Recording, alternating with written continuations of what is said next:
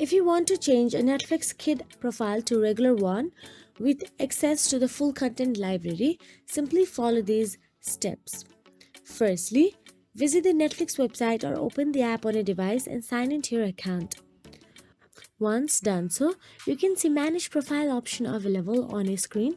Click the Manage Profiles button. Now click the profile that you would like to change content ratings for. Then under the Maturity Settings section, click the Edit button available there. Now here uncheck the option labeled Kid or Child Friendly Experience depending on your reason.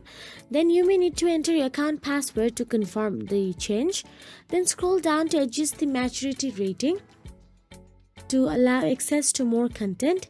Then set a profile lock pin if you want to restrict profile access, and tap or click Save to apply the new settings. So that is it. If you found this video helpful, please like, share and subscribe our channel, and thank you so much for watching.